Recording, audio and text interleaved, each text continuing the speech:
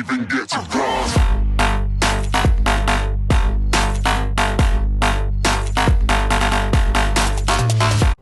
What's up, coaster rollers? Today I am going to show you my top 5 favorite roller coasters at Indiana Beach. Since I go college in Indiana about an hour from the park, I have been here twice and I really enjoy the coasters here. So let's start this list. At number 5 we have the Tiger Coaster. This is the only Schwarzkopf Jetstar still operating in America and one of 3 remaining in the world. This is a ride geared for families, but the turns on this produce pretty good G's. I definitely recommend this coaster for anyone who is too big for Dragon Wagon, but maybe isn't ready for the larger coasters in the park. At number 4 is possibly the weirdest roller coaster I've ever ridden, Lost Coaster of Superstition Mountain. This is the mine train at Indiana Beach, but don't think of it as the average runaway mine train at a Six Flags park.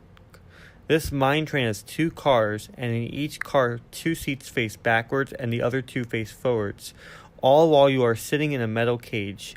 I only got to experience this ride forwards, but it was definitely an enjoyable one. You first go up this elevator lift hill, and then you go through many hills, twists, and turns through a themed mine that shake you everywhere. This coaster also features the tightest turns on a wooden coaster, which feels like you're on a wild mouse. I suggest you ride this coaster immediately when you get to the park, because the lines can get very long since it is a low capacity ride. Overall, this is a very interesting but fun coaster to ride. Third place goes to the out and back wooden roller coaster Hoosier Hurricane. This CCI Woody takes you from one side of the boardwalk to the other, and it's definitely the most scenic ride in the park. You get great views of Lake Schaefer from the top, but I think the best part of the ride is the drop going under the bridge. The reason I put Hoosier Hurricane at third, however, is because I found it to be really rough. I got 2 rides on it, and I felt like the roughness of the ride took away from the scenic experience. If you do get on Hoosier Hurricane, I recommend you try the front row because I heard it's smoother there than on any other row. The silver medal goes to Steel Hog, the tallest coaster in the park and the only one with inversions. Steel Hog is an S&S El Loco coaster, and it has a steep drop of 111 degrees. Steel Hog whips you through 2 inversions, off-axis turns, and slow transitions.